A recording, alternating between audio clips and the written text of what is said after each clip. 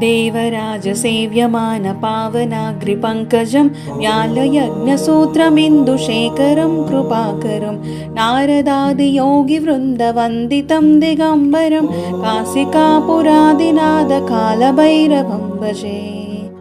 भानुकोटिभास्वरं भवाप्तितारकं परं नीलकण्ठमीप्सितार्धदायकं त्रिलोचनं कालकालमम्बुजाक्षाक्षशूलमक्षरं काशिकापुरादिनाथकालभैरवं भजे।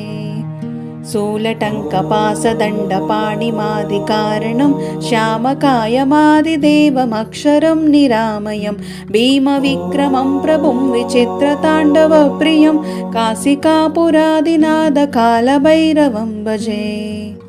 भुक्तिमुक्तिदायकं प्रशस्तचारुविग्रहं भक्तवत्सलं स्थितं समस्तलोकविग्रहं विनिक्विणन्मनोज्ञहेमकिङ्किणीलसत्कटिं काशिकापुरादिनाथकालभैरवं भजे। धर्मसेतुपालकं त्वधर्ममार्गनाशकं कर्मपाशमोचकं सुशर्मदायकं विभुं स्वर्णवर्णशेषपाशशोभिताङ्गमण्डलं काशिकापुरादिनाथकालभैरवं भजे।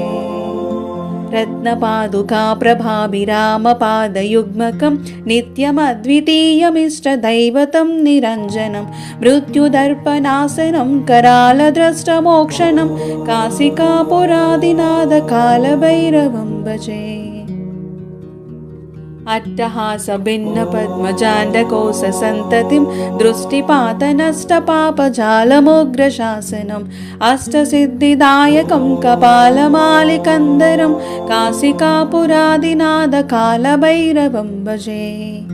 भूतसङ्गनायकं विशालकीर्तिदायकं काशीवासलोकपुण्यपापशोधकं विभुं नीतिमार्गकोविदं पुरातनं जगत्पतिं काशिकापुरादिनाथकालभैरवं भजे। कालभैरवाष्टकं पठन्ति ये मनोहरं ज्ञानमुक्तिसाधनं विचित्रपुण्यवर्धनं शोकमोहदैन्यलोभकोपतापनाशनं ते प्रयान्ति कालभैरवाग्रिसन्निधिं ध्रुवम् काशिकापुरादिनाथकालभैरवं भजे। कालभैरवं भजे, कालभैरवं भजे, कालभैरवं भजे।